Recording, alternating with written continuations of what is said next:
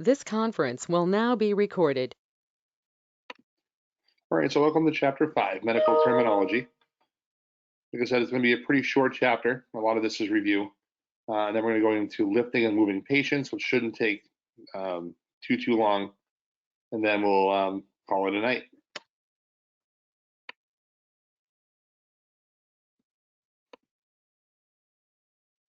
And just also as a reminder, I know it's being recorded now, payments were due October 1st for those who signed contracts. Please make sure those get in to the mail, or if you're paying it through Apple Pay, just let me know through email how you want to handle this as well. All right, so let's get started. So medical terminology. As we know, we get to make sure we're following the National EMS Education Standard competencies of medical terminology. So let's get into the introduction. So medical terminology obviously is used, to describe and record every aspect of patient care, including medical history, assessment, results, treatment, outcomes. A lot of this stuff goes in from looking at discharge summaries for IFT. So, I mean, I get a lot of people saying, I don't like doing transfers. I don't want to do this. And the thing is you can learn a lot from that, and actually can make you a very more well-rounded provider, even as now coming into the advanced level, by looking at these discharge summaries from the hospital, looking at medical terminology, looking at more of the assessment that was done, looking at their medical records, looking at patient care, what was done, looking at the medications that were given. These kind of things here will help you broaden your assessment skills. So now you'll understand what the medications actually do. Looking at imaging results, looking at lab work and understanding that kind of stuff. Now I know that's more towards paramedic, but it doesn't hurt to have the AEMT understand. If I see an elevated troponin, I know that there's cardiac enzymes that are actually are elevated, causing more damage to the heart. And I'm not going to go like in detail with labs, but having understanding what those things actually do, looking at that will help out. This was derived more primarily from the Greek and Latin terms, so incorrect medical terminology usage could lead to ineffective or even harmful treatment to a patient, or it can cause the patient to lose trust in the ability to you to provide appropriate care. So understand how things are broken down. And if you don't know something, Google can be your friend, even if you're on a call. If you're on a call, bring out your phone, look something up. You don't know what something is. I'm not saying look up how to do an assessment. You should know how to do those. But when it comes to a specific medication, or ask the patient, what is that used for? I've been doing EMS now for 23 years, and there are still some medications I don't even know. And the patient says, I'm on this. I'm like, what is that for? Oh, well, it does this. Okay, perfect. Now, having that background of medical terminology and everything else you're learning from here and meds and how they work in the systems, you can kind of have a rough idea of what class it is and then how it's going to affect the body. And if you definitely don't know, then look it up. Hippocrates is a phenomenal app to have on your phone. It even has a pill identifier on it. I have it on mine, and I use it quite often. Where I can type in the med, they'll tell me more about what it is, like what the medication is, but what it actually does to the body, the mechanism of action. So again, medical terminology important.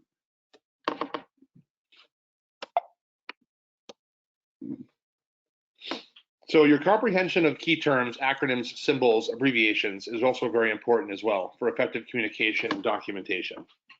So understanding the medical terminology requires you to break down each word into separate components, prefix, suffix, and a root, and also have good working knowledge of those parts and how they work. We're going to go over some of those here in a little bit. Some emergency medical services systems, or EMS systems, have specific lists of approved medical abbreviations and terms.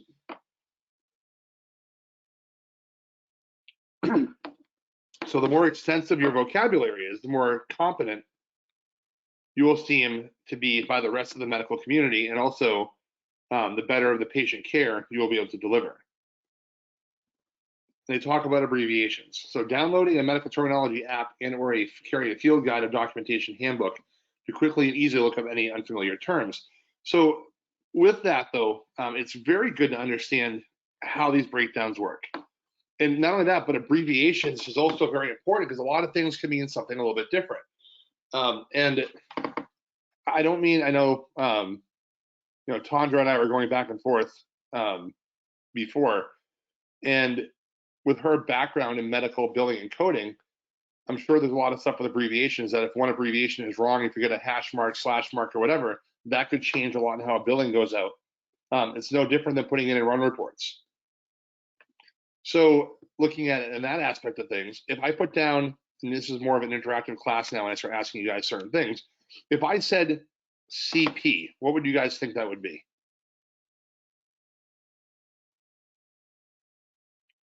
What would CP be for an abbreviation?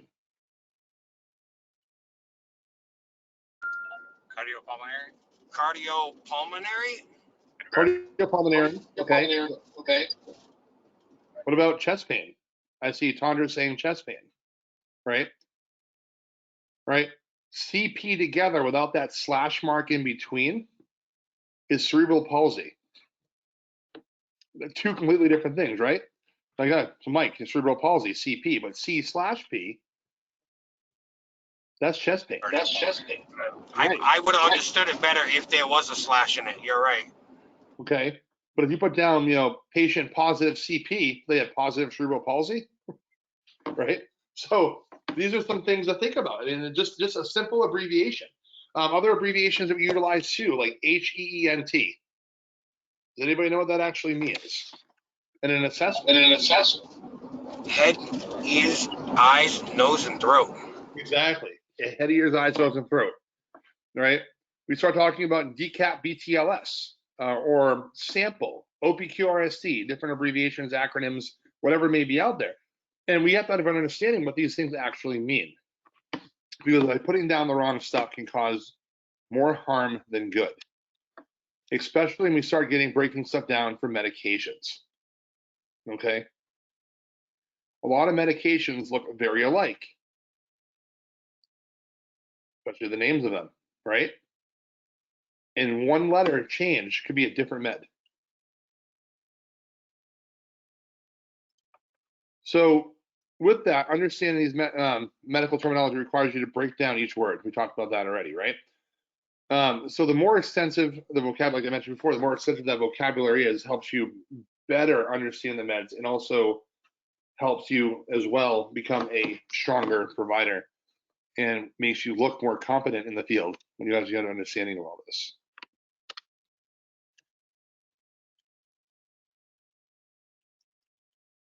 There we go. So most medical terms have a Greek or Latin origin. All right. So eponyms, right? Which is the name of a disease, device, or a procedure or drug based on that person who invented, discovered, or first described it. Some examples. McBurney's point. So McBurney developed that medical terminology. What is, and here's what I'm going to start asking you guys, what is McBurney's points?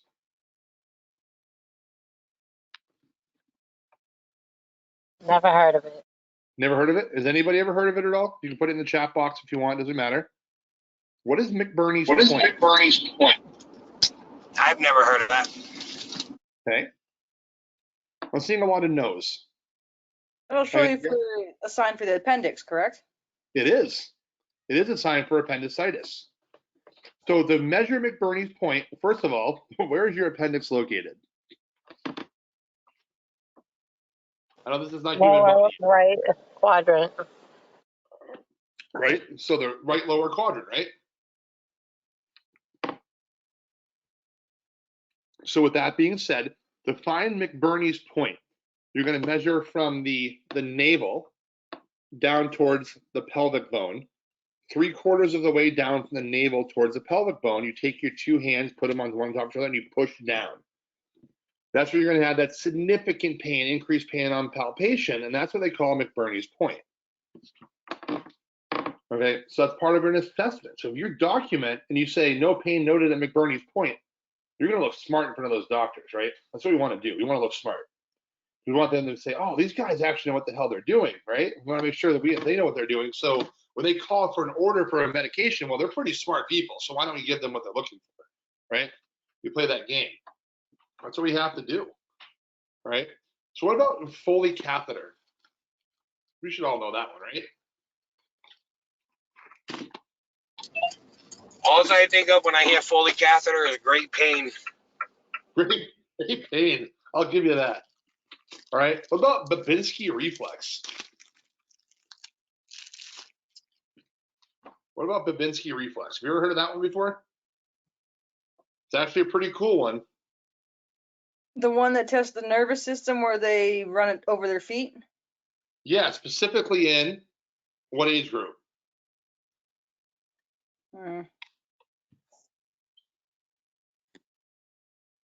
You got half right. So when you rub it over the feet, I got Mike saying neonates. It's a pediatric neonatal assessment to check neurological deficit. Yeah, that's right. Okay. So again, Babinski Reflex. I'm bringing back some memories, guys. We know this. Matt, you got it right, kids. What about Crohn's disease? I've heard of that. That's where you get irritable bowel syndrome, basically. Okay. Okay. Doing good. Doing good. What about cesarean section? That's for emergency surgery. Most of the time emergency surgery. Other times it's planned surgery when they've had kids. Right. So they cut open, take the baby out, right? What about Levine sign?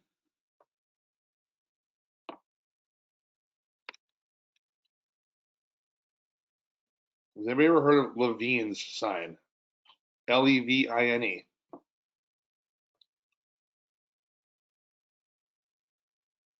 With silence, I'm going to assume probably not.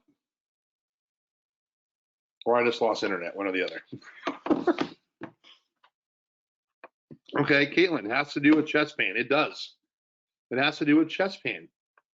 So Levine's sign is whenever you walk into a patient, they have their hand over their chest. What Levine's sign really describes is if the patient has an open hand across the chest, most likely it's not cardiac in nature. If the patient makes a squeezing, like a fist over his chest, then we kind of start saying that's most likely going to be a cardiac event. Don't make your whole determination on that.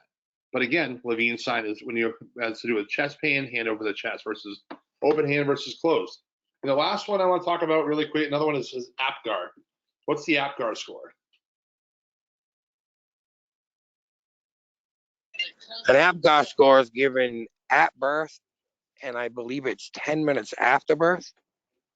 Anybody else have any thoughts? That is correct.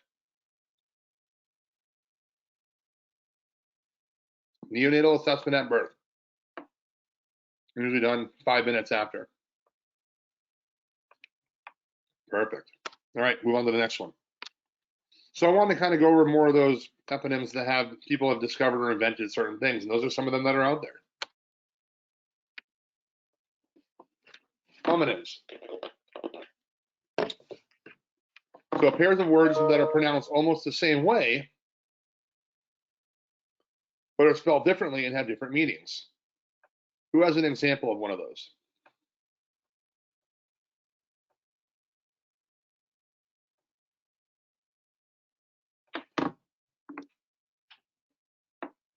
Anybody have anything they can think of?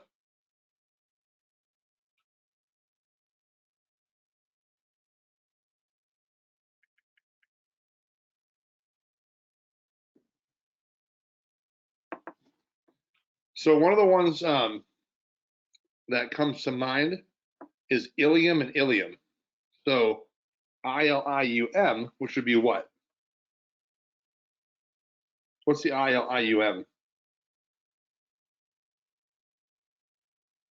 Or ILEUM?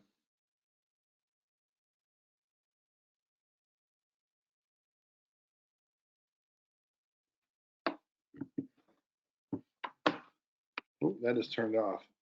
Okay. Sorry, people were typing it in and it kind of minimized for some reason. I'm like, where'd it go?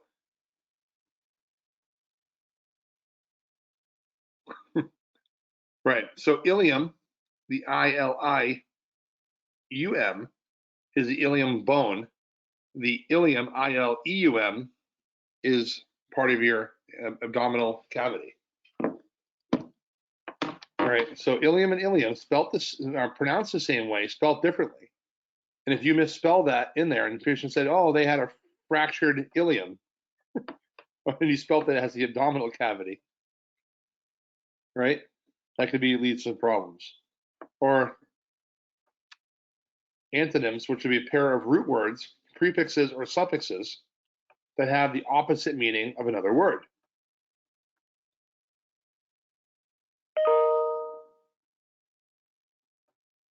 So examples would be like EU, for example. So U, which would be good. Or mal, which is bad. Ad, toward. Or ab, away from. So they kind of put those into different words. If I said a patient had, let's say, malpractice, what would that be? Or about malnutrition?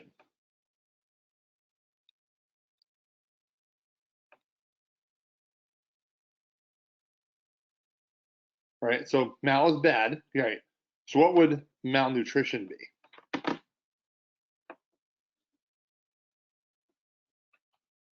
Yeah, bad nutrition, right? So poor nutrition. And we see that a lot of times with patients. We walk in, you say they're malnutrition, and you document it that way. Lacking up, right? Exactly. What if I said American's diet? Exactly. What if I said eupnic? What if I said a patient had eupnic breathing?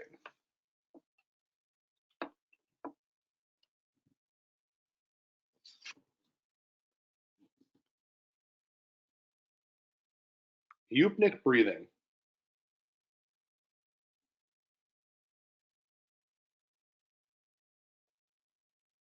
Good breathing, right? Normal breathing. Patient was breathing eupnic. Okay, perfect. That's what I want to hear. Eupnic's a good thing. But the other things you're looking for too, and this goes back more towards the human body and or more with movement of the body. You can say, if I said adduction, what would that be? What's adduction versus abduction? And I'm not Wouldn't that talking. be like a trach or something? Nope. Actually, Matt O'Connor put it up there too. So adduction would mean something moving closer to the midline of the body. So if my leg was spread out, I brought it closer to my body, it'd be adduction. Adding. You're adding it towards the body, right? Abduction. Okay. I'm not talking about stealing, but abduction would be moving away from the body. Yeah. Here, just play me for a minute. Okay. All right. Perfect. All right. So then we have synonyms. So pairs of root words, prefixes, or suffixes that have the same or almost the same meaning. Right? So what would be a good one of those synonyms?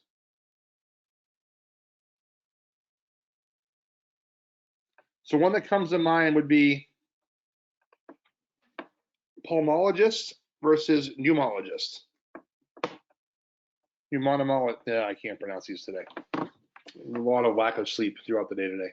But you have those two there. Okay, they both mean the same.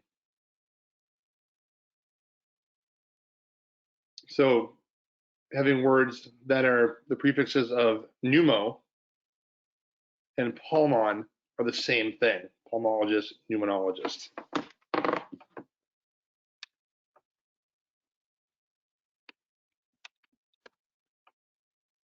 So a component of the medical term prefix appears at the beginning of the word and generally describes the location or intensity of the word root that follows. Okay. So also used to specify time or to indicate uncountable quantities.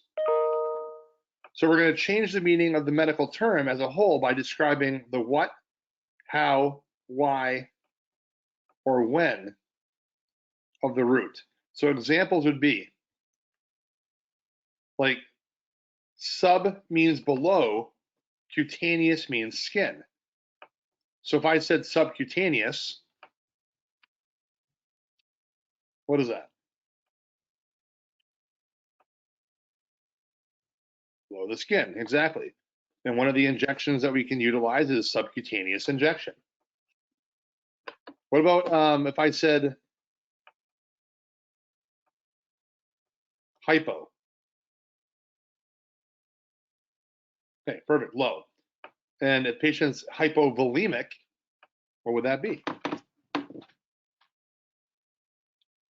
Low volume, right?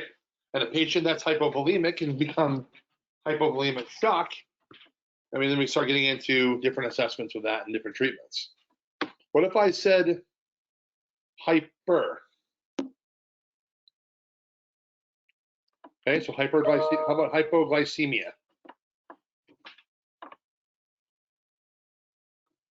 Right.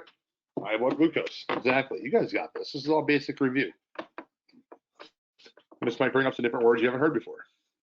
The sugars. Exactly. So used to indicate the number of, numerical prefix is used to indicate the number of sides, limbs, or sensory organs affected. So if I said mono, what would that be? 1. Perfect. And if I said octo, right, you guys got it. I like it.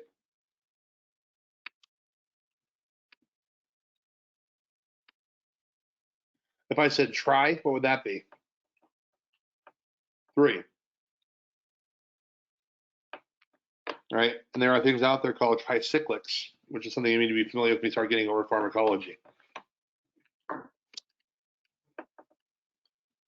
So let's look at the suffix, which is a component added to the end of a root word, or a word root, I should say. With that, changes or add to the word's meaning or provides further definition.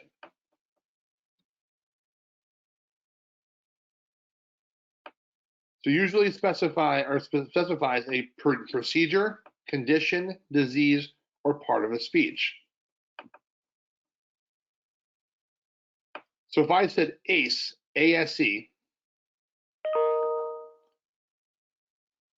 what would that indicate? If I said ASE.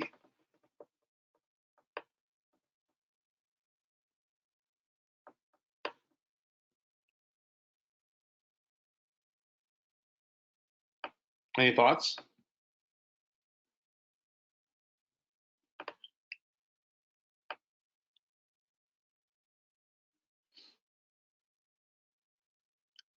What if I said the word lipase, Lipase, like that?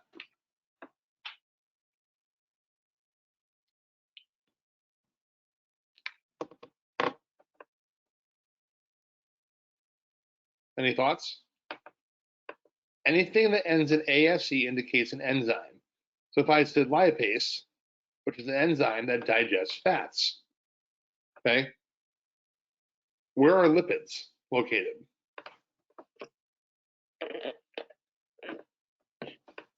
It's fatty tissue, right?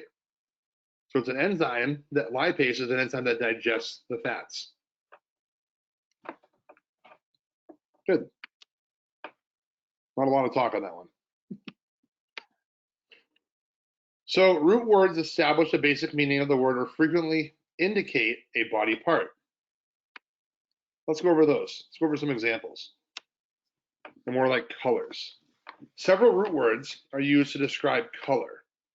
So let's go over those, if you guys can get them. Feel free to blurt them out or put them in text. If I said cyno, okay? What if I said leuco? Leuko, perfect. Right? What about erythro?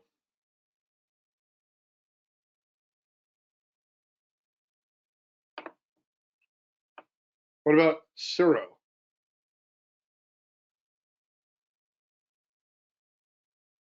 Okay. What about melano?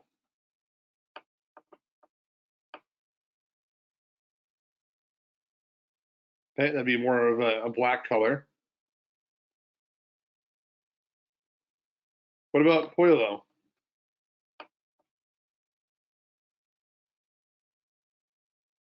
Okay, I got the gray. What about ALB, alb? It's also white, exactly.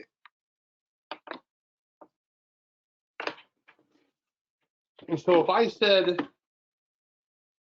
leukocyte, what would that be? What's a leukocyte?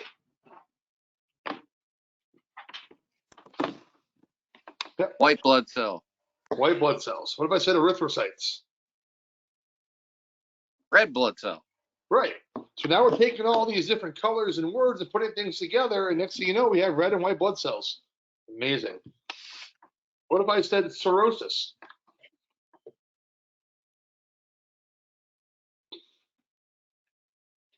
Right? But if I said cirrhosis, right? Anything that ends in ISIS, right? What would that be? Or ITIS, ISIS, Pain. right? Or Inflammation. inflammation. Exactly. We'll get into that here in a moment. I'm throwing some extra stuff in. So combining forms and vowels, combining vowels facilitate the formation of a new or more complex term. A combining form of a word, root, prefix, or suffix with a combining vowel. So if I said an example, osteopathic, what would that be? What's osteopathic? All right, so we look at the Greek word for bone is osteon, so osteo. So the N is then dropped, and then combining a vowel O is added to create a create the combining of osteo. So we drop the N from osteon, bring it to bone. So we got bone disease. Adding O facilitates the addition of a secondary combining form, pathy, or the root word patho, meaning disease. So we got bone disease, right? That's the breakdown of these words. So we have osteopathic, right? We have other ones. The guidelines in combining vowels or words would be using a combination of a vowel before a suffix that begins with a consonant. What if I said cyto plus logi?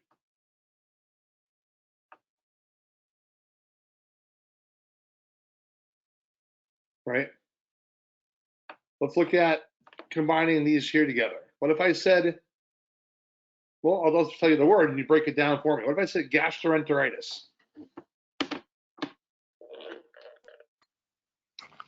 That's something with your stomach, right? Like your bowels or your stomach.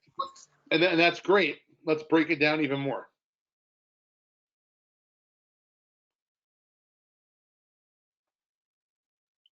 Right? Mike put it in the chat. Inflammation of the GI. So Bob, you're correct. It has to do with the stomach, right? It has to do with the intestines. But now we have gastroenteritis. So we know that it has to do with gastro, right? It has to do with the abdominal cavity.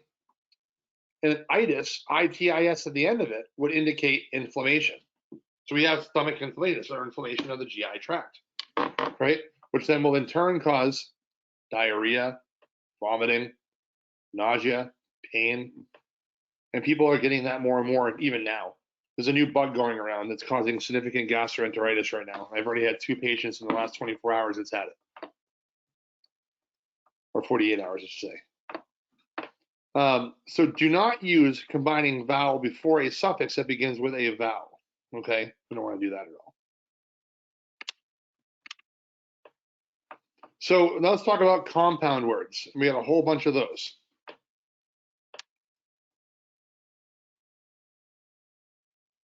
Each root word retains its basic meaning.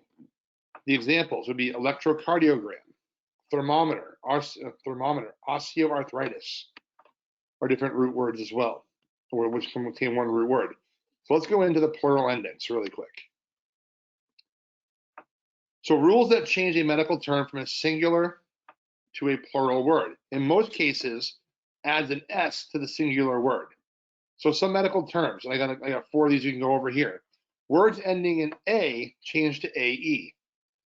Like vertebra versus vertebrae, okay? If I said vertebra, I'm speaking on the single term, one vertebra. Remember, we have 33 total, specific vertebra. If I say the vertebrae, that'd be more than one. Words ending in IS change to ES. An example would be diagnosis becomes diagnoses if we have more than one diagnosis. Words ending in EX or IX change to ICES. So we talk about the apex or the apices, two different words. So one's multiple, one's single. Words ending in on or change to A. Ganglion versus ganglia. Okay, so it's just making that little change over to go from a single, one specific, to multiple or plural word. All right, any questions up to this point so far? You guys doing okay with this medical terminology stuff? I got Matt saying no questions. I'm good. Good, good. Rosa's got the big yes over there. Like it. All good. Moving forward. All right. So let's talk about topographic anatomy. All right. This is important more when you move up in license level, when you're looking at different views as well. Looking at different x-rays, MRIs, things like that will help you understand which angle you're looking at certain things. So we have the medial. These are important also as well, because even though you're fortunate enough that 95% of you in the class here have worked in New Hampshire. 12-lead EKGs are new to EMTs in Maine, where it's been a New Hampshire scope of practice for like 20 years, for a long time. So understanding topographic anatomy is going to help you with landmarks to place a 12-lead. Right? So let's start with the very middle. So the middle of the body, drawing a line straight down, what would that be called? I know it's already on the screen, so feel free to talk about it. What is that? Straight down, line right down the middle of the body. Midline, medial, right? Perfect. So we look at this and we look at the outside aspect, right? What would that be? We have medial, then we have, what's the opposite of medial? Lateral, okay? Medial and lateral views, right? Anything looking towards the front is called ventral. Anything towards the back is dorsal, okay? Which would be more towards the anterior or anteroposterior axis, right? The horizontal, which is also the medial-lateral axis, goes side to side. Then we have our sagittal or lateral plane. This is a plane of, so I were to take a samurai sword to Evan's head and go straight down, looking at the front of his body, eye-to-eye contact, right straight down and cut him directly in half. Sorry, Evan, I didn't mean to cut you in half. Had to be done. All right. That would be what they call the sagittal or lateral plane. Okay, so if you were to cut the body in half and it splits in two and falls side to side, we can see everything from that plane, right? If I were to stand next to Matt O'Connor and do the same thing and cut on the, excuse me, I'm not good, I can't even think anymore. The coronal plane or the frontal plane, that would go from armpit to armpit straight down. So the stomach and the face would be like the front, and then the rest of the back, and that would be what they call the coronal plane. Let's see, who else can I pick on? Matt Harrington's not on yet, so I'll pick on him for a minute too. Unless he jumped on you and I haven't seen it. I'm here. Oh, you are? I'm picking on you. I'm going to cut you in half at the waist. All right? This is what they call a transverse or axial plane. So a lot of times when you're looking at MRIs and they're looking for different things, a lot of times they'll do a transverse plane view. So you're looking straight down, looking at the abdominal cavity, looking at all the different organs. They do that with different imaging. Matt, you're early. You're supposed to be here at 7. I like it. I got everything taken care of. Perfect. Perfect, perfect. All right. And then if you look at the caudal down below versus cranial up top. So these are all the different topographic anatomies. Am I expecting you to memorize all of these? No. But there are some important areas you need to remember. We're going to go over those here in a minute.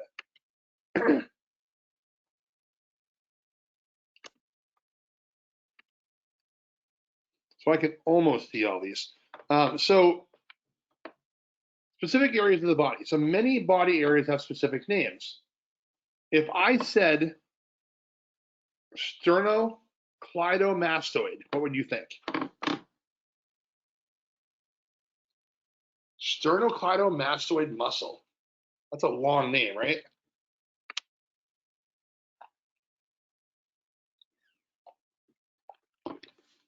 What's a sternocleidomastoid muscle? It's the muscle in the front of the neck. And a very important muscle, right?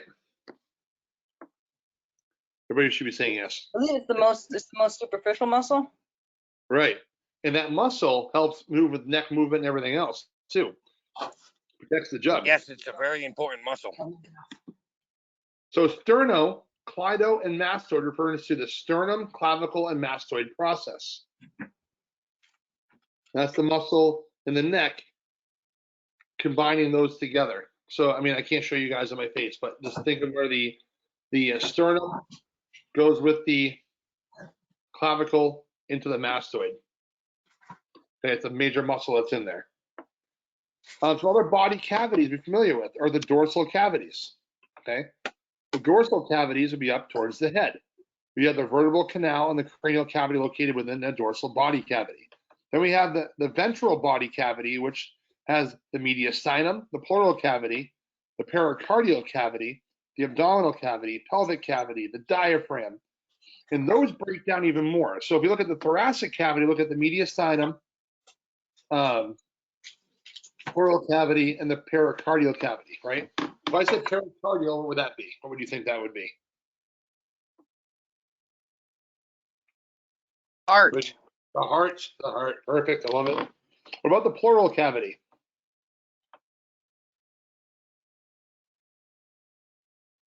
Pleural, lungs. I see Mike saying lungs. Excellent, great job. Kobe got the lungs, perfect, exactly what it is. All right, then we have the mediastinum, which is located up just below the trachea, right? Where the mediastinum is located, you can see it on the picture. So if I said pneumomediastinum, what would you think? Pneumomediastinum.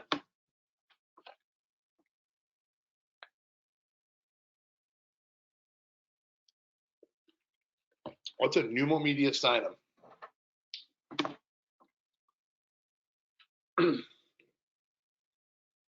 Okay, now I didn't say pulmo, I said pneumo. What would pneumo be? Let's break that down a little bit. Pneumo would be air, right? Air. Kenny, great job, air. So if I said air, so pneumomediastinum, that means there's air trapped in the mediastinum. That's bad. Okay, that can actually kill somebody. And that's usually a surgical intervention that has to remove that. Okay. I've had some patients that have had it when I worked in the ER. We had patients that came in with pneumomediastinoms. They had to be transferred to higher hospitals of care for that. So we also have, then you break that down a little bit more, we have the abdominopelvic cavity, which has the abdominal cavity and the pelvic cavity together. So you can see you have the dorsal and you have the ventral. The dorsal has two different cavities inside versus the ventral that have two different subsections, thoracic and abdominal pelvic, that break it down into specific areas. These are things that you guys have to memorize. Understand which cavities are located and where they're located in the thoracic versus the abdominal cavity versus the cranial versus vertebral canal. You have to understand these different terminologies, because when you're going to call and you're talking specifically to a physician, you don't want to use small little words. Use the words that you're trained to utilize. I'm just trying to think of any other way to put that. You got to build your credibility with these hospitals that you transport to. All right, directional terms, okay? These are very important as well. This describes relative portions of the body as well as imagery, or sort of imaginary anatomic divisions. These occur in parts. So ways to remember this. We talked about ab and adduction. Adduction means adding to the body. Abduction means going away. So does it medial and lateral, same thing. We have, if you look at, everybody looks at their arm right now. Take a look at your arm. The inside of your arm can be considered the medial portion of the arm. The outside is lateral. Why is that important? Why is it important to know medial versus lateral?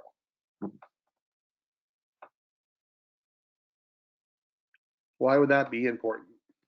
Because you would want to tell the doctor or whoever nurse something that you're doing turnover with what part of the body that you're talking about, what Right. area. How about medication administration that you guys can do at the advanced level?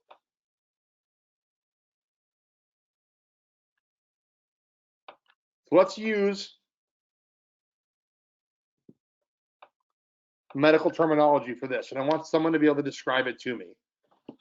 If a patient's having an allergic reaction at the advanced level, you can give intramuscular epinephrine. Where is it given? Use medical terminology.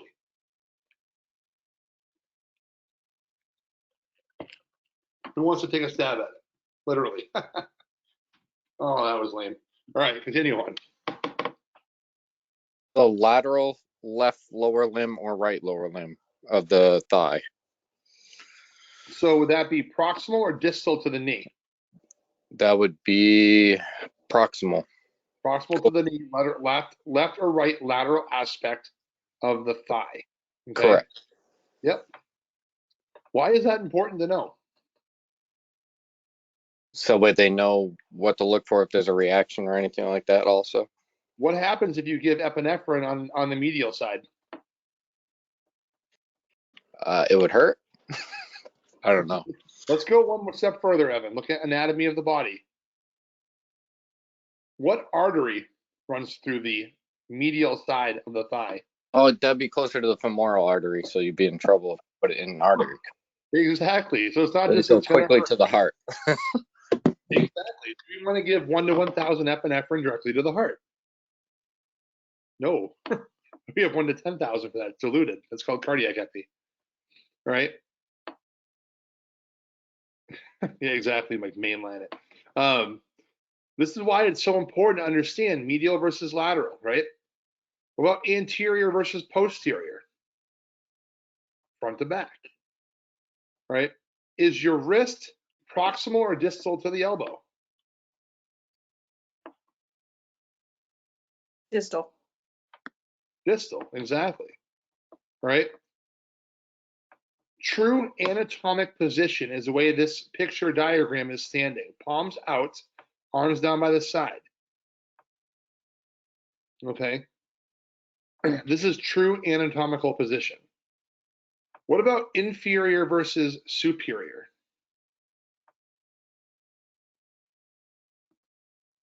Above and below.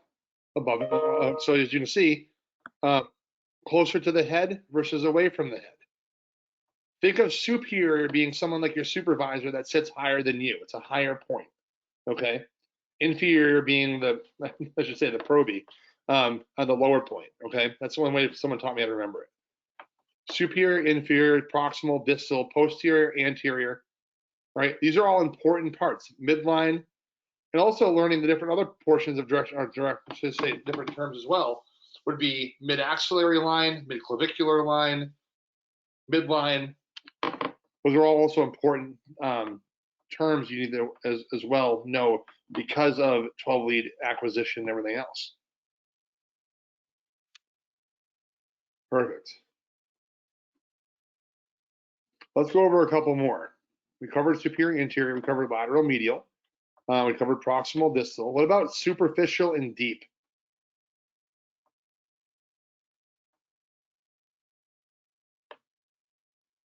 Superficial and deep. Outside of the skin, deep is more internal. Right. And when would we use the word superficial? It's like a superficial cut. Or a burn. Yep. Right. But cut, yes, you're right. Superficial cut, small laceration. Right. The terms of using, like I say, terms of like 1st degree, 2nd degree, 3rd degree, 4th degree burns, those are no longer there anymore. They're still there, I should say. A lot of older providers still use those, but we use the other versions. Superficial, right? Going right down through. So understand like deep cuts versus superficial cuts, like Rosa had mentioned. We covered anterior, posterior. What about palmar and plantar?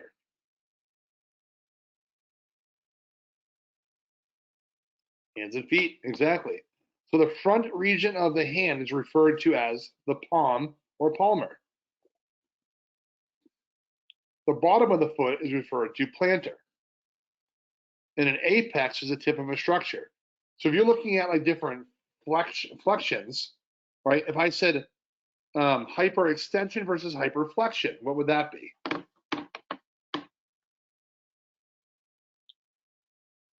Depends on which way you're bending that limb. Exactly. That muscle. So, Evan, if I said for you, since I know you do work out a lot and everything else, if I said you were hyperflexing your arms, what would that be? That means I'm going the opposite, as like it's coming more to the body instead of away from it. Exactly. Okay. So if you hyperflexed your neck, okay, versus hyperextended, it'd be more towards chin to chest. So everybody go ahead and put your chin to your chest. Now take your hand and grab the top of your head and pull down even farther. Don't hurt yourself, okay? That's hyperflexion, all right? Now, if everybody were to take their head and go backwards, looking back, then take your thumb or your hand to your chin and push back a little bit farther, okay? That's called hyperextension, okay? When will we see a lot of these different injuries, especially in the neck? Car accidents. Car accidents, whiplash with the neck. Remember also whiplash, Matt, as well causes contra-coop injury to the brain. Blowjob. We'll cover that. Football. How about diving? Racing. Diving's a big one that we see a lot of that, and football as well. Kenny, that's a very good point, especially more with linemen, right? And also whiplash as well. And when we get into neurological stuff, we'll talk about CTE and all that kind of stuff too, in the football realm of that, where they started seeing the CTE stuff and all whatnot. We'll get into more of that later on. But it's good to understand these different methods. You can hyperextend, right? Hyperextend your elbow, hyperextend your knee, where these joints are located. Oh, Sean. How true that was. All right, moving forward.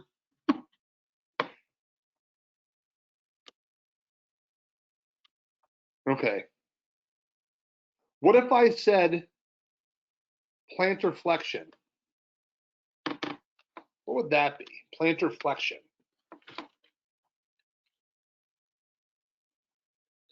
Foot doing what? You're on the right track. You have the plantar for the foot. The foot, you're bringing your toes up, basically. So think of plantar flexion as stepping on a plant, pushing your actually toes going downward, right? Plantar flexion versus plantar extension, going upwards. So we're going to push down like a plantar, like you're stepping on a flower. Boy, I remember to do that. All right. So we talked about these already here. Proximal, distal, superficial, and deep. And we talked about flexion, extension. And look at abduction and adduction. It's like the arm going outward would be abduction. Inward would be abduction.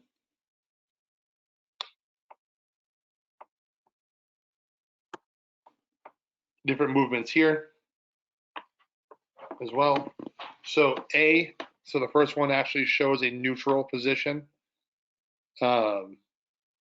B shows a flexed position, and C shows an extended position as well. Pushing on the gas pedal, exactly. All right. So hyper, indicates a mechanism of injury, excessive movement. So if I said hyperflexion, what would that be? We just talked about that. The flexion of the body part beyond its normal range. Hyperextension refers to an extension of the body part beyond its normal range of motion as well, versus an extension. If I said supination,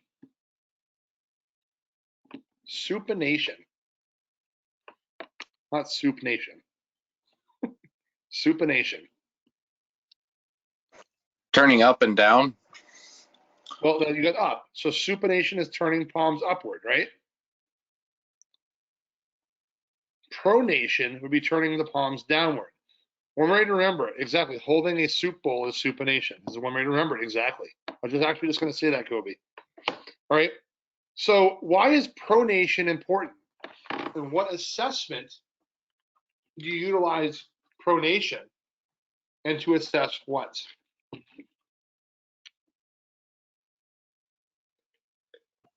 A stroke. The stroke. Exactly. So stroke is important with pronation because we do something called a pronator drift. So to explain it in medical terminology, we're going to utilize a pronator drift using the patient to use abduction of the arm to hold it out in front of them. Okay? Arm away from the body, out in front, pronation, right? To see if the arms drop.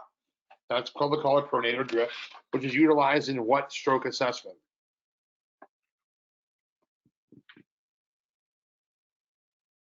Which one is it? There's NIH, there's Cincinnati, there's LA, there's FAST-CD. Which one do they use? There's so many different ones. Cincinnati stroke scale. Cincinnati. Exactly. Pronator drift. What else we use? Third speech and what's the other one?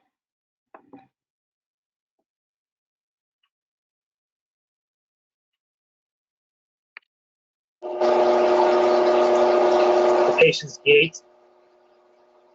We have patient gait. We have the FAST-CD scale. Perfect. All right.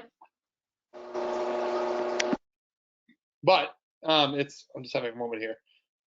It's slurred speech, facial droop, pronator drift. I just had a moment. Maybe I'm having a stroke myself. Whew. All right, moving forward. All right, let's look at other directional terms. Bilateral is a body part or condition that appears on both sides of the midline. Right? So when will we check something bilaterally? What's one assessment we do that's bilaterally? Eyes. Eyes, what else?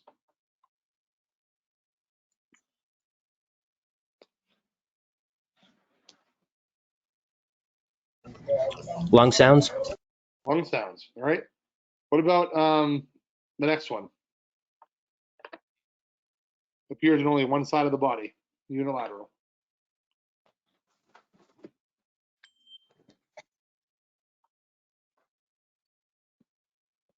Structures that appear only on one side of the body.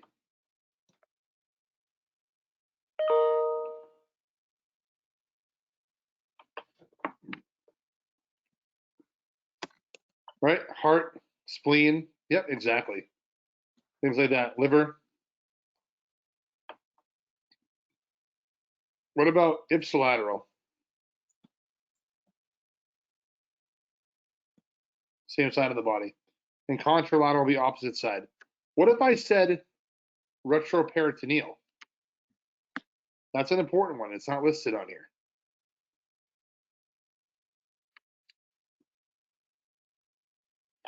What if I said retroperitoneal? And then I'm going to go as far as when you're looking for something retroperitoneal, what exactly are you assessing for?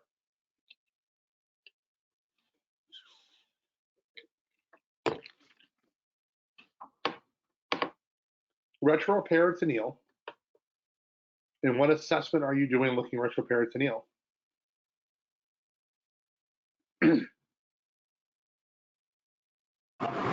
Would it be something to do with your kidneys, right? It is kidney assessment. Opposite sides of the groin, Mike. Yep.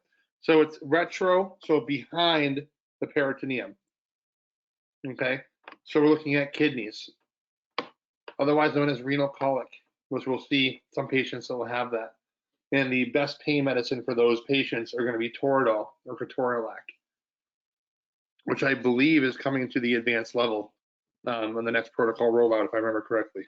I could be wrong though.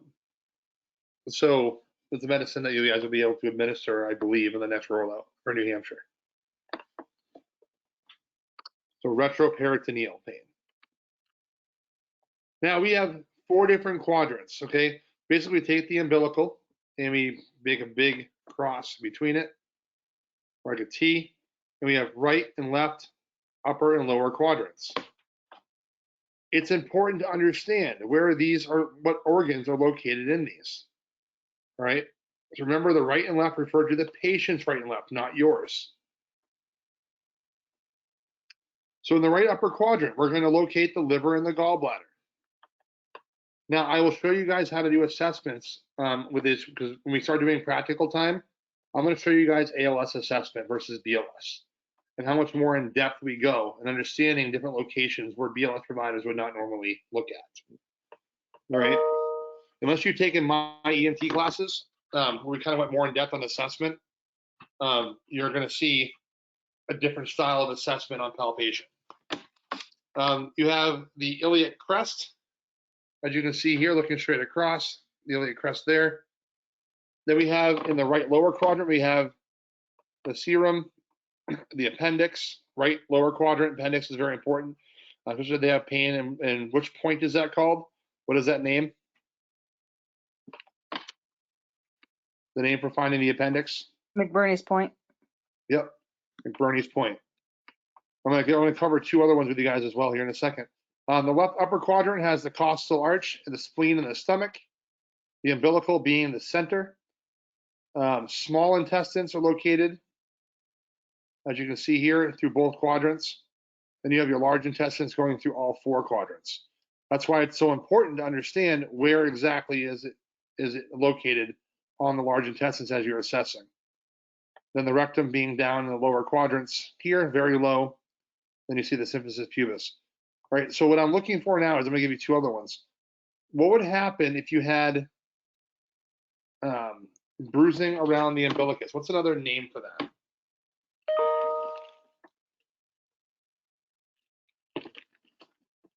Has ever heard of that before? There's another name for it.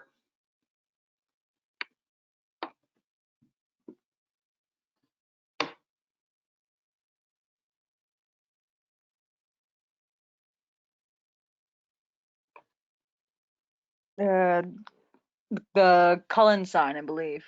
It is. Yeah, Collins, good job. Awesome. What if I said Gray Turners? Oh. What if I said Gray Turner sign?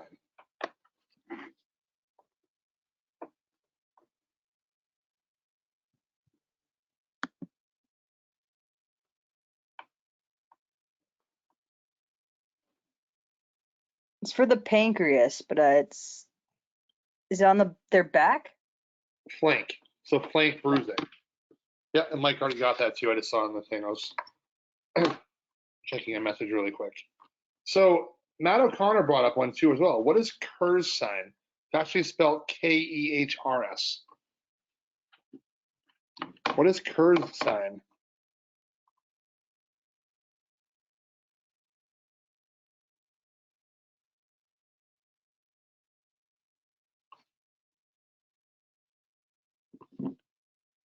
I don't remember what it is, but I know it's for the spleen. Yeah, Matt said it's the other. I know. So, and what does that do?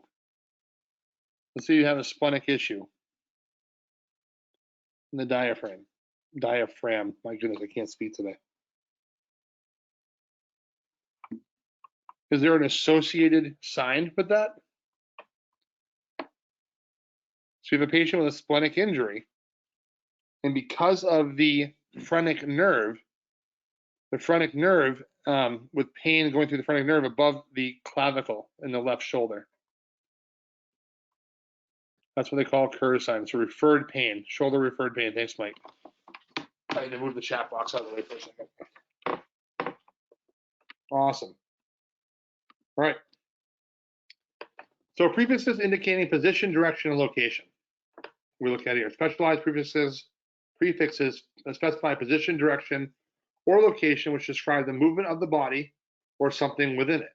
They indicate the location of an organ, foreign body, or mass, and refer to the direction of radiation or ultrasound waves. So different positions you need to be familiar with. These are all BLS review. Prone, lying face down. Supine, lying face up. Fowler, sitting straight up with knees either bent or straight.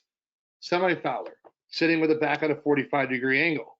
Recovery position, patient which is lying flat on the left side with the head resting at the bottom of the arm and the top knee bent, also referred to as left lateral recumbent position. Again, all these things here, all review.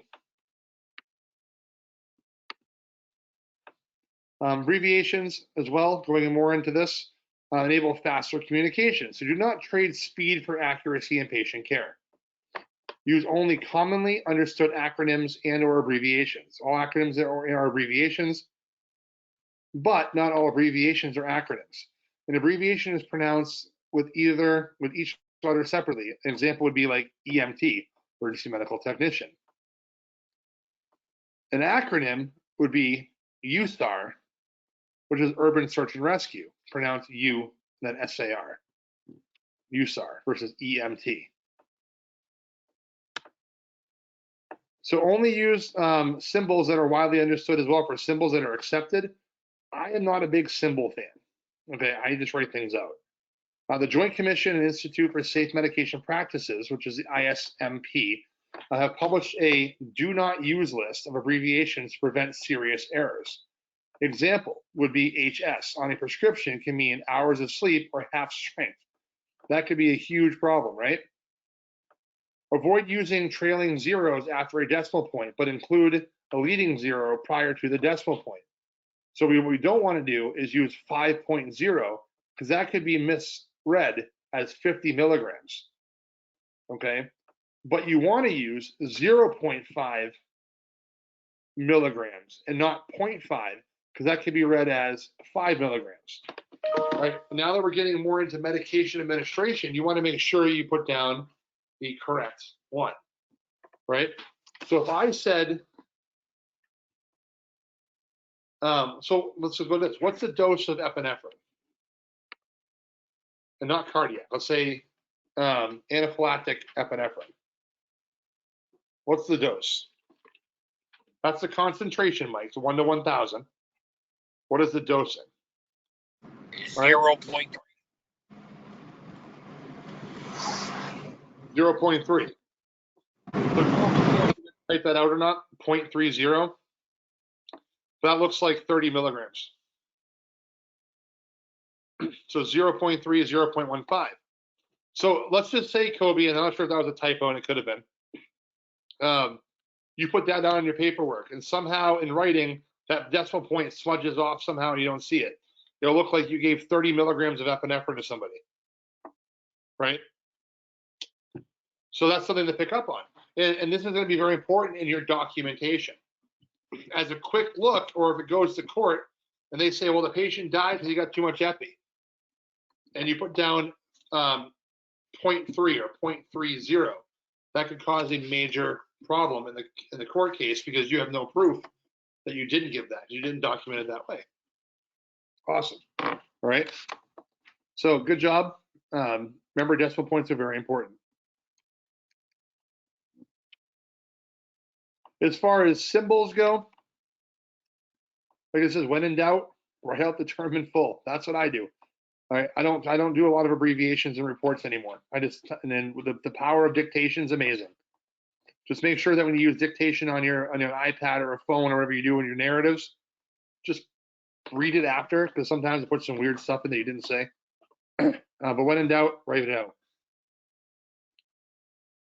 This list cannot include the certain abbreviations prohibited by the commission, such as like UM-ish for micrograms. What I use for micrograms is MCG versus MG.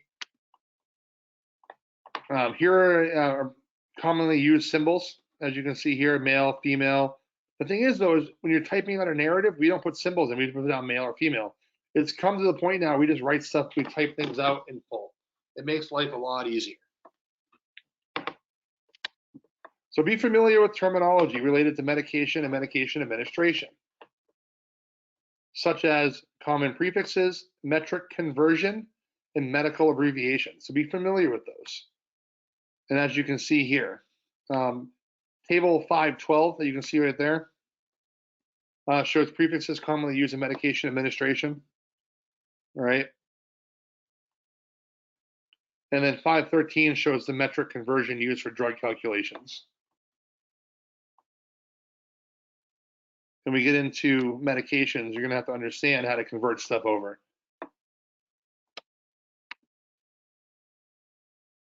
All right. Any questions at all with that? All right, why don't we take 15? We'll come back in 15. We'll come back at 7:30. We'll finish up with our last chapter. We'll probably be done by 8:30-ish. We'll get out of here. This conference will now be recorded. I did hit the button. Thank you, Mike. I heard Tyler forgot in the last class. All right, let's see. So let's talk about lifting and moving patients, chapter 6. So obviously this is part of workforce safety and wellness, is how to lift and move patients. And it's not just lifting patients, it's just lifting in general, anything that we do. In 23 years I've been doing this job, I had one back injury, and I was picking up a cardiac monitor, and my back popped. I went to the stretcher and fell down. I couldn't move. It was very, very painful. Put me out of work for about 2 weeks. Was not happy that I lost money.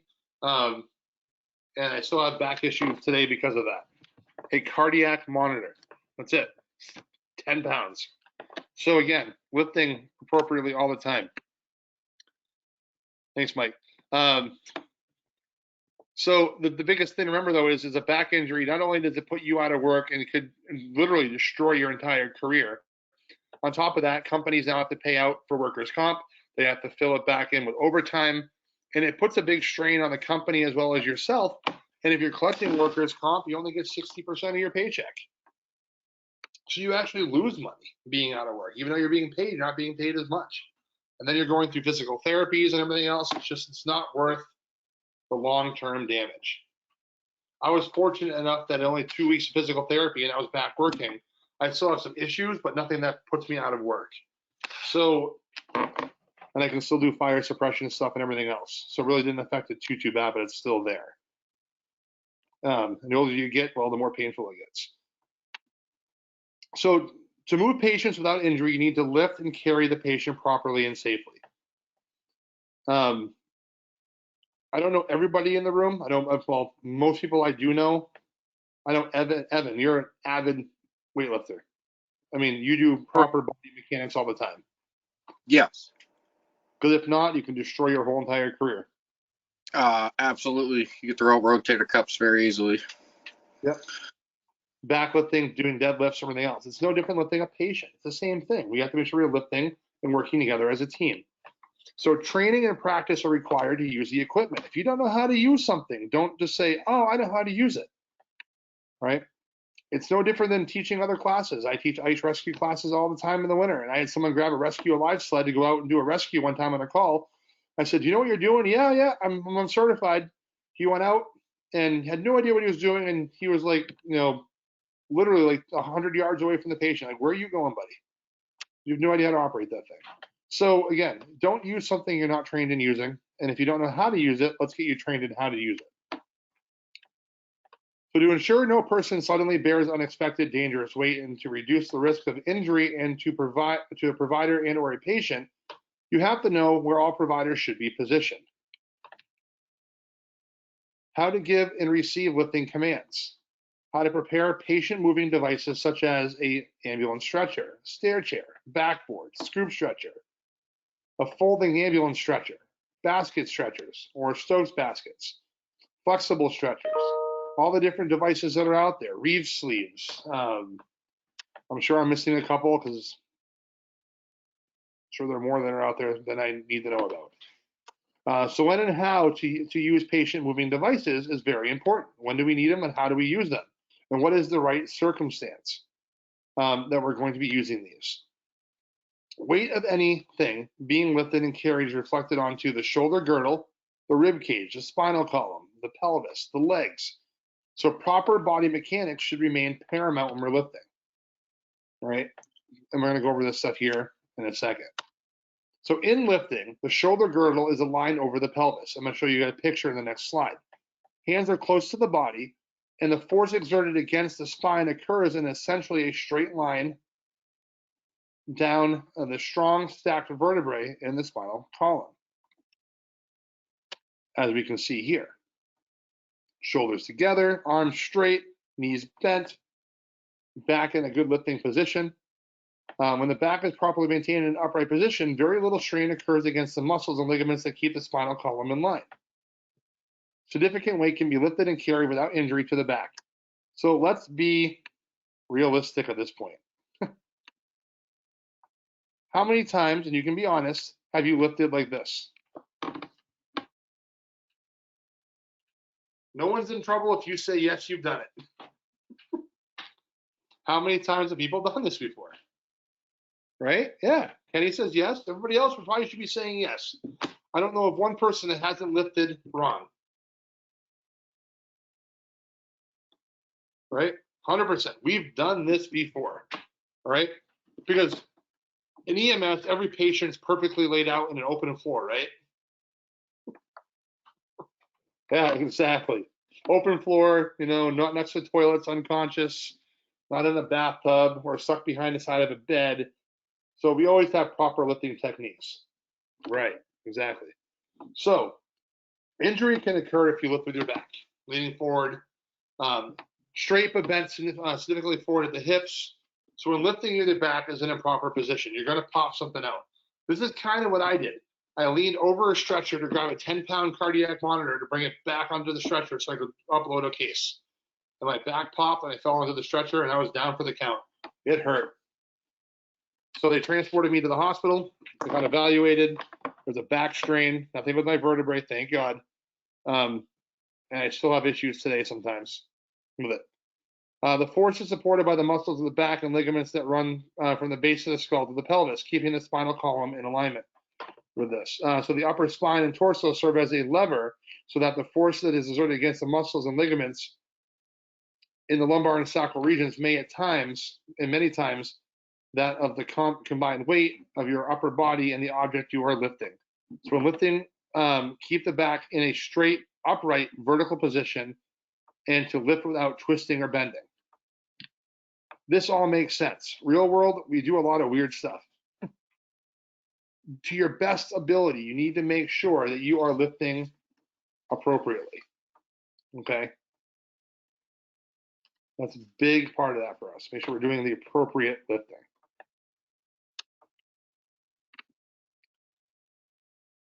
So proper lifting technique. Legs should be spread about 15 inches apart, shoulder width. Place your feet so that they are in the center of gravity. The center of gravity is properly balanced between them.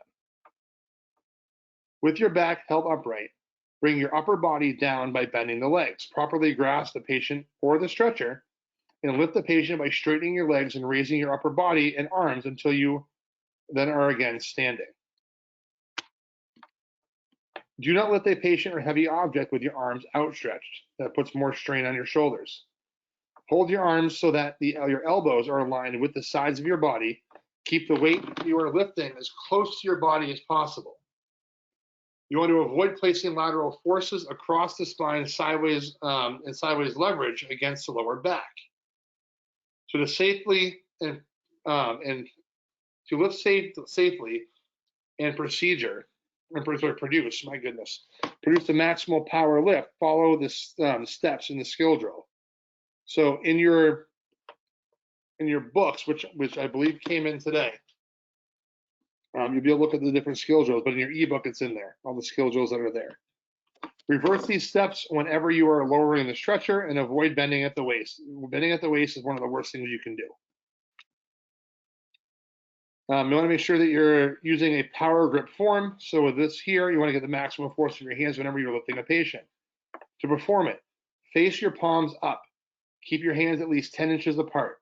Insert each hand under the handle with a palm facing up and the thumb extended outward. Advance the hand until the thumb prevents further insertion, and then curl your fingers and thumb tightly over the top of the handle. And that'll give you the power grip. Never grasp a stretcher or backboard with the hand placed down. So this is proper lifting, as you can see in the photo here.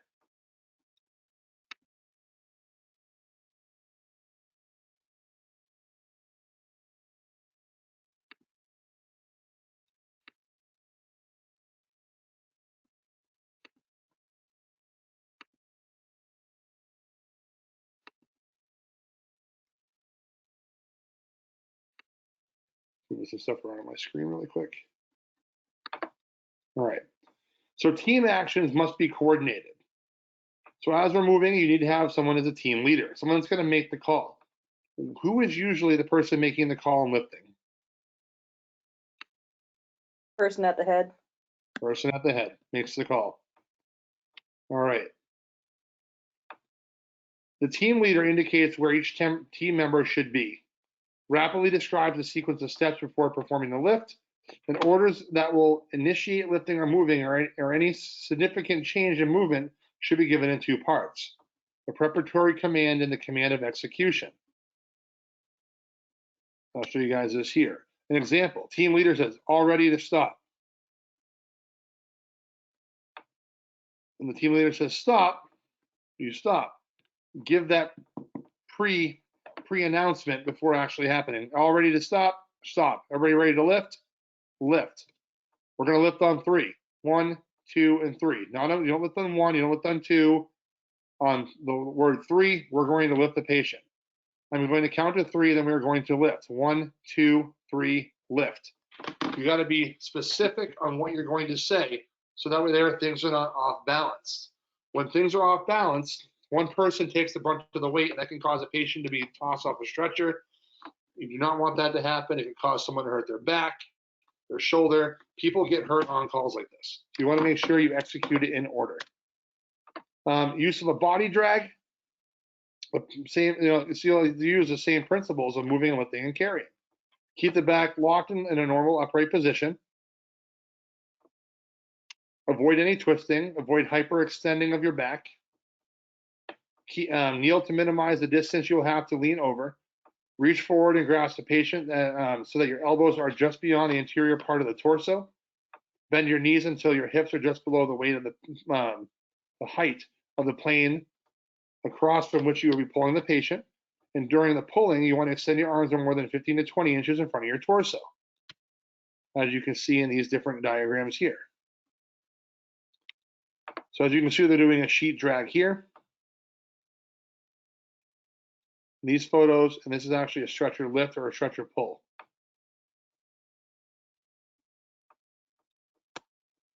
So you want to pull the patient by slowly flexing your arms, avoiding situations that involve strenuous effort lasting more than 1 minute.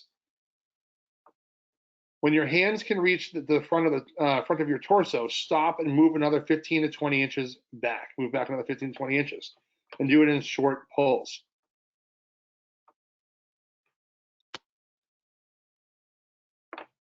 When moving a patient across a bed, you want to kneel on the bed to avoid reaching beyond a recommended distance. Recommended distance for the body drag until that with this would be 15 to 20 inches of the edge of the bed. Complete the drag while standing at the side of the bed. Use the sheet or blanket to drag the patient over. Now, they make, watch out for soiled sheets, by the way, too. The last thing you want to get is pee and poop all over you, right? So make sure you're taking care of that. Wear gloves, masks, the full deal as you're moving patients over, especially if patients that have soiled themselves. This gets into bariatric movement. So where I work full-time, we have something called a hover jack. We have hover mats. We have blowers, all this kind of stuff. So technically, you really could take a patient who weighs 500 pounds, log roll them to the hover mat underneath them to get the hover jack underneath them, and we can lift this patient up about 4 to 5 feet with air, using it in steps. When we do training on our in-person days, I will show you guys our hover jack systems. You can see what it looks like. It's a great tool. You can move patients that are very heavy with no lifting at all. If you got a power cot, it makes it even better. Power load system, there should be no lifting at all.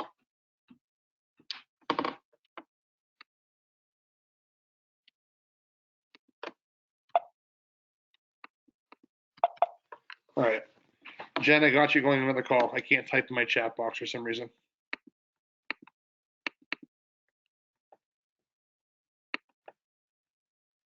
All right.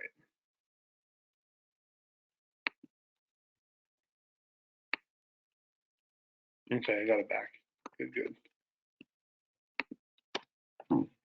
So the 2-person body drag, you another provider may have to pull a sheet or patient on a sheet, or one side of on one each side of the patient.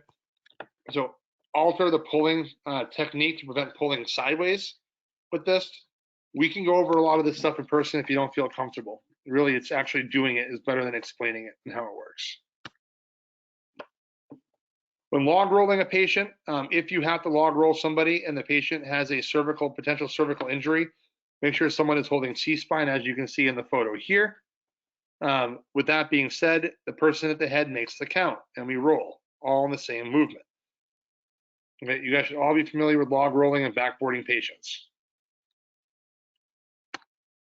Rolling a wheeled stretcher, as you can see here.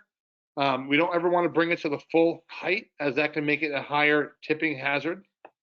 The first EMT should be walking in front. Please do not walk backwards. There's a pull handle for a reason, okay?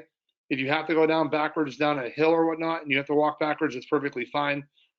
But you always want to make sure you have a hand on the stretcher, and the same thing with the person in the back, all right, to make sure that the stretcher is being guided. Use a device that can be rolled to move a patient. The more you're lifting and carrying like backboard stuff and whatnot. Use 4 providers to carry a stretcher, 1 AEMT at each corner.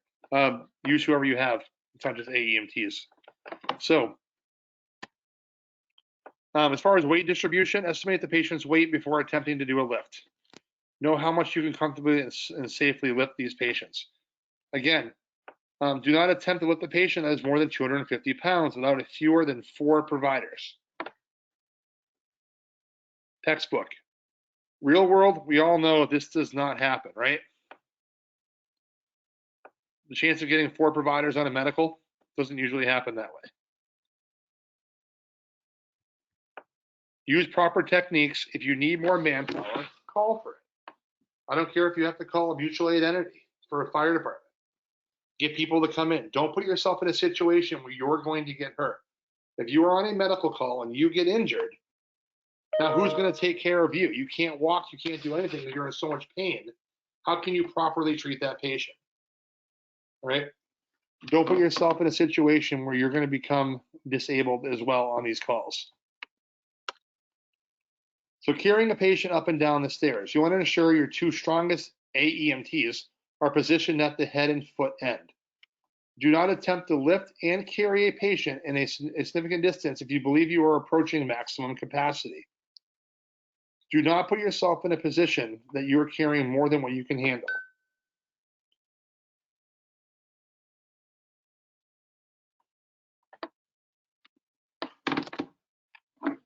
So you want to move the patient in an orderly, planned, directed, unhurried manner. Please, please, please do not rush a lift.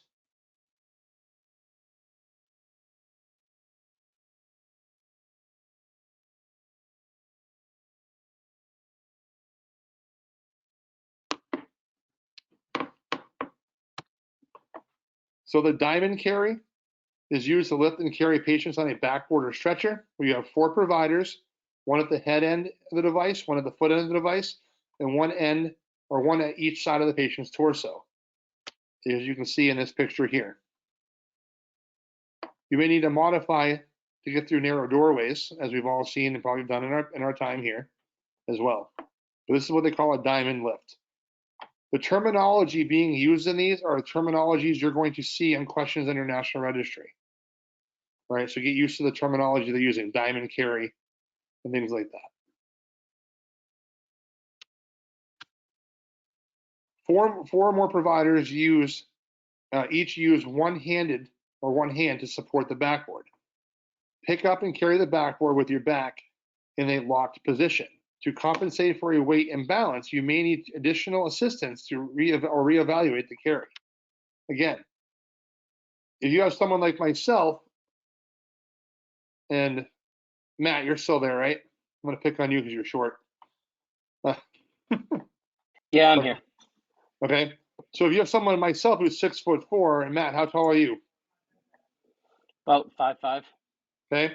So 5'5" and 6'4", are things going to be even when lifting? No. Probably not. All right. So you may have to reevaluate where your taller people are going to stand. Okay. So if Matt and I are on each side, the torso, okay, and I'm 6'4", and everybody else is 5'7", 5'8", and I'm on the side, what's going to happen? I have to stand on the rail of the stretcher to make it up high enough to just slide them over. Exactly. If we're carrying a backboard and I'm in the torso, I'm going to end up flipping the backboard over to you guys. You guys are going to catch a brunt of the weight because I'm lifting up higher than what you guys are. So you got to make sure you position people by height and strength to make it work out. This is why it's so important to pay attention to where people are and know people's limitations. And know your own limitations. Don't put yourself in a situation that someone's going to get hurt. Let's see here. So emergency moves used when a potential for a danger or for danger before assessment and care are provided. If alone, drag the patient and pull them along the long axis of the body, as you can see here. Emergency moves, getting a patient out of a bad situation that's going to kill them. Another emergency move, if a patient is in cardiac arrest next to a toilet after they've had a commode code, get them out of that area. Get a patient to an open area before you start doing compressions, because you're not going to be able to get enough manpower into a small spot. There's nothing wrong with delaying for 10 seconds to drag the patient into a spot where you can actually gain access and do your job efficiently. As you can see here, dragging the patient by the arms. You can also place your arms underneath the patient's shoulders, lock through the armpits, and then what you do is you lock, hold onto their wrists, locking you to the patient, and then you drag. Other ones you can utilize here are different patient carries, as well, carries and different drags. We can practice these if you really want to get unconscious patients and things like that out of certain areas. Urgent moves are necessary when a patient requires immediate life-saving care in an unsafe environment. So we can utilize rapid extrication, like extreme weather conditions. A patient with altered level of consciousness, inadequate ventilation, or shock when care cannot be rendered where the patient is currently located. We just covered that, right? Cardiac arrest, unresponsives. We need to get patients to an area where we can literally work on a patient. Okay, move them. Rapidly extricate techniques should be used when a patient is sitting in a vehicle and must be urgently moved. Urgently, right? Like a vehicle is smoking, need to get them out before it catches on fire. The use of extrication type vests or short backboard devices immobilized in a C patient with a suspected spinal injury could take up to 6 to 8 minutes or more. We're talking about using short boards or KEDs. A lot of that stuff has gone by the wayside now. KEDs are more commonly used now as pelvic stabilizers than they are actually using as a short board. All right. So this requires a team of 3 providers who are practiced in the procedure. Rapid extrication is important. Since all of you are EMTs currently, have any one of you ever taken pre-hospital trauma life support, PHTLS? Yeah, I took it 14, 15 maybe. Yep. That certification is actually good for 5 years, then it expires. So PHTLS is pre-hospital trauma life support. That teaches you a lot of your emergency moves in those as well for trauma moves and whatnot. Great class if you can get into it. I have my instructor for it. I'm just not a coordinator, so I have to find someone to coordinate it apparently. Otherwise, it would have been offered in this class.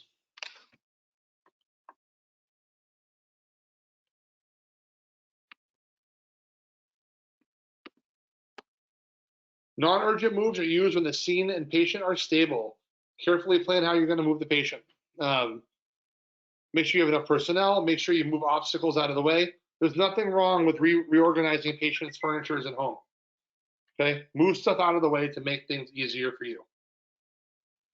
Make sure you have the proper equipment. If it's a bariatric and you need to move a patient that's overweight and the patient is stable, then call for the necessary equipment and manpower to get the patient out. Don't put yourself in harm's way. Direct ground lift, used for patients with no suspected spinal injury who are found lying supine on the ground. We can pick them right up underneath the arms, underneath the legs, lift and put them onto the stretcher.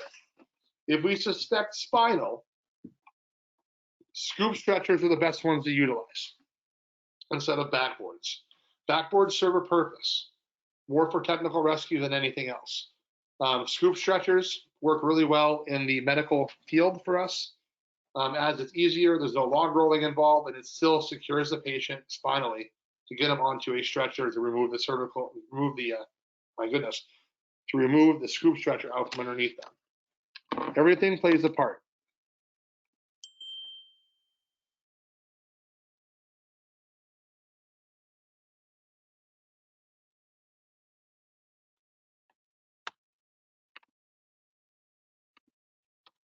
Oh, there we go.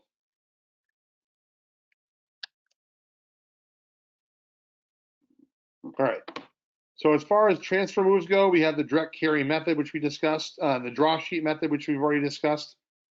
Other ones we can utilize a scoop stretcher, a backboard, and assisting an able patient, helping them walk to a stretcher. There's nothing wrong with walking your patient as long as it's not going to exacerbate a current condition. So if you guys have a chest pain patient, I should not see you walking that patient to the ambulance. That can exacerbate an issue. COPDers with difficulty breathing, and things like that. Asthmatics that can't breathe. Patients that have anaphylactic reaction. You shouldn't be walking in those patients. Those patients need to go by stair chair, all right, or carried out.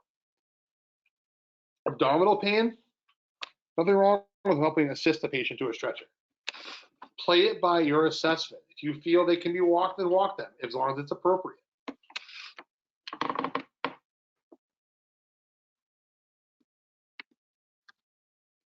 All right, as far as geriatrics go, we have to sometimes make some accommodations.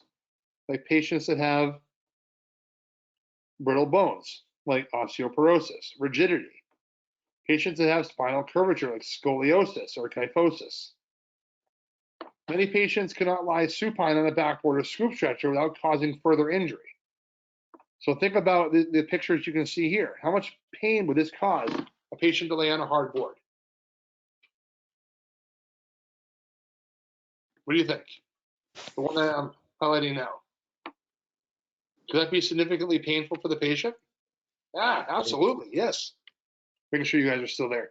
What about a patient that has curvature of the spine, as you can see here? That has a lot of kyphosis. Can you safely immobilize a patient onto a backboard that has the curvature of that spine? Negative. No, not at all, right? I mean, putting a cervical collar on, what is that really going to do for that patient? Right? They still have that big void. You may have to fill voids with pillows, blankets. You might have to do some modifications. But if you have to go against what your protocols are, remember, protocols are guidelines. They're not set in stone. But if you're going to go against a protocol, two things need to happen. One, you've got to document why you did it. And two, if it's a significant change, call med control and consult them on what to do. Not saying the spinal thing there, but if you're going to not do something or make a change, just document why you made that change. All right? Justify why you did it.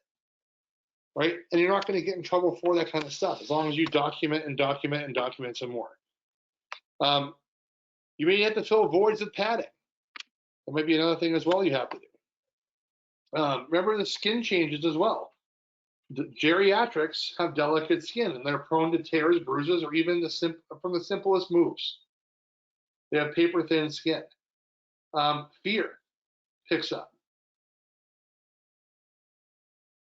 So slow down. Explain what's going on. Anticipate further moves. Look ahead. Plan for the unexpected. Right? Look ahead at stuff.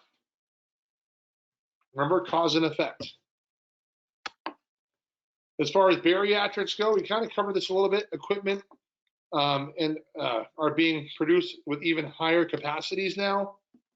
From 2017 to 2018, the prevalence of obesity in adults in the United States was 42.4%, according to the U.S. Centers of Disease Control and Prevention. Right? So we want to make sure we are planning for that.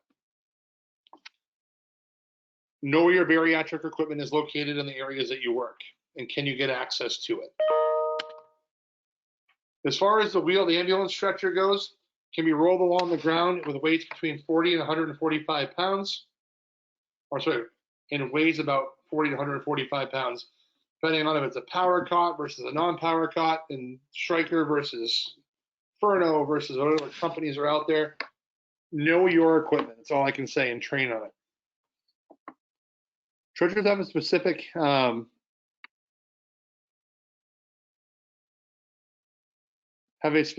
head end and a foot end. Please do not put the head at the foot and the foot at the head. Doesn't work out too well. Strong horizontal reticular tube metal frame. Retractable guardrails, depending on which one you're utilizing. Underside of the main frame of the stretcher is supported on a folding undercarriage, whether it be mechanical or hydraulic.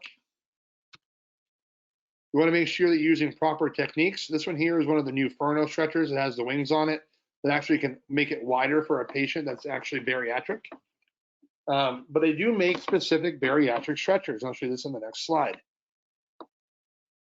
Know where your areas have these. All right, these are designed for very large patients. They are not hydraulic. They have, as you can see, they have the handles that hook in to be able to walk this patient from a lowered position. These are designed to be the lowest capacity way down as far as it goes, and you can walk the patient around the hallways, things like that. These are patients that are very large. They have a wider wheelbase. Not recommended to be lifting, but they do make winch and ramps to actually pull these into an ambulance. Know where you can find them. I know Laconia Fire at the Weir station, last I knew they had them. Rosa, maybe you can actually go more in detail on where those are located now. I haven't worked for Stewart's in a while, but last I knew Laconia had it. If you're still there.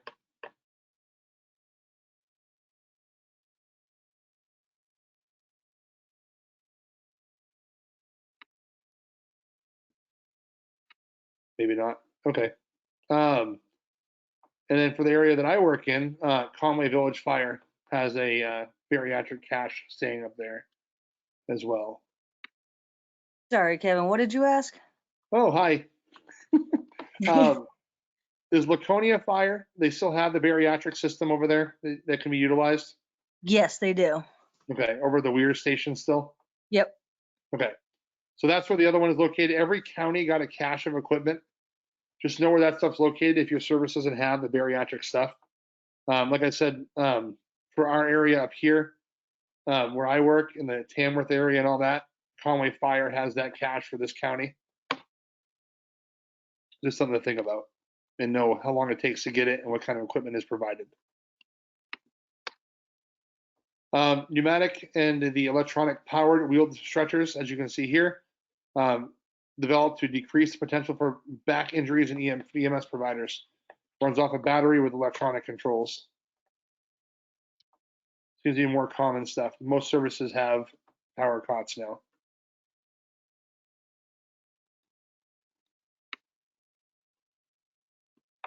So one, I'm going to call it EMS provider, must hold the mainframe to ensure it does not roll. Retract the undercarriage if you are going down steps. Okay, retract it in so you can carry it. Stair chairs are a great thing. Utilize them. Don't put yourself in a situation you need to start carrying stretchers up and down stairs if you can help it. Some stretchers include IV poles. I have not seen one that doesn't have one on there. Carriers to hold cardiac monitor, electrocardiographic monitor AED, and a portable oxygen unit, and the extra wheels below the head end to kind of help with support. These are the folding stretchers. We do not carry any of these specific ones on ambulances that I've seen anymore. Most of the time, I've seen the flexible stuff, like a reeve sleeve. Those are mostly like military stuff. We still use them. Yep. So we carry reeve sleeves on a lot of trucks around that help support patients as well. I'm trying to bring up the next slide here. It's similar to these, except they're rigid down the middle, but they fold around the patient. These are flexible moving stretchers. They also make some that you can take the air out, like almost like a full body cast. There's all different ones that are out there. We have the sked, the reeves, the Navy stretchers. These all can be rolled up so the stretcher becomes smaller in a tubular package, and excellent for storing. These are backboards. Everybody should know what those are. These are KEDs. Everybody should know what those are. There's something called a vacuum mattress, which I talked about. Fits snugly with to curvatures and contours of the body. Provides a high degree of mobilization and comfort. Basically, it pulls all the air out and sucks to you. It forms around where you are. Cannot be used for patients weighing over 350 pounds. I don't know of anybody that has these. I know they're popular out west, but I'm not sure about over here. I haven't seen many of the vacuum mattresses out this way. Stokes baskets or basket stretchers. Please do not load this into the ambulance. Take the backboard out that is in there. Always prep it with a backboard to be able to get the patient out of them. All right, doesn't add too much weight. Backboards are pretty light. Hey, Kevin. Yeah. I'm out. I got to nail a stat. Okay. All right, bye. Bye. So the design allows water to drain through the stretcher. There's usually holes down through these here. They're used in water rescue situations, technical rescue. They can have flotation devices put on these. There's a lot of different ones that can be utilized. And I have some here that we can also go over as well. Scoop stretchers, for those of you who have been in EMS for a long time, they were very popular. Then they kind of went by the wayside and sat on the truck collecting dust. And because of the removal of backboarding and being used as an extrication device instead of spinal mobilization, we've seen scoop stretchers come back to light. I love these because there's no rolling of the patient. You just unclick and click it back in. Makes life a lot easier. The new plastic ones are great. Kenny, you said Pace where you work has them. Which one do they have? I missed the chat. Where were we on that? What does Pace have? Okay, awesome. Yeah, not many services have them. The plastic ones are phenomenal. The price difference between an aluminum and a plastic is probably about $500 difference. The plastic ones are now going for about $1,000 a piece. It's insane. But they are very nice. Very nice. Stair chairs. There are still some out there that do not have tracks. The tracked ones are great because you can literally take heavy patients down a flight of stairs, and it takes very minimal lifting, or as far as putting more weight on the body. So it's very nice to have. And we'll go over track stair chair use as well. We'll kind of just quickly cover it in person. Moving a patient on the stairs with a backboard. If you have to for an unresponsive patient, please be careful. Make sure you secure the patient. If you have to go up and down stairs, you really want to make sure you make a harness at the feet so the patient doesn't slide down the backboard. There's different techniques you can utilize that I can show you using 9-foot straps for that. Neonatal isolettes. So unless you work for a PICU unit, you're not really going to be transporting these. They do make these that attach to power cots. They actually secure so they go on the back of ambulances. But these are how they safely transport neonates in those. As far as decontamination goes, we want to make sure you decon all your equipment. Pretty simple stuff, right? Wipe everything down to prevent spread of disease. I really shouldn't have to go more in detail on that. As far as patient positioning goes, and we're almost done here, we're done pretty early tonight. A patient with a potential spinal injury should be fully immobilized, okay? National Registry, let's talk National Registry, the testing you're going to be doing, still requires patients to be immobilized on backboards. I know that Maine, Massachusetts, New Hampshire, okay? Spinal mobilization is not done on backboards. It's used as an extrication device to get the patient to the stretcher, then we remove them from that board. The National Registry is still teaching backboarding. So if you get a question on backboarding, don't say you don't do it, all right? It's still used for spinal at the national level. Patients in their third trimester of pregnancy should be positioned on the left side. Why is that? Why should they be positioned on the left side? It helps take the pressure off something, but I'm not sure what. There is something there. I see blood flow. what specific keeps You the talking blood off the umbilical cord? Not the umbilical cord. Not the Is it the placenta. is an art? Yeah,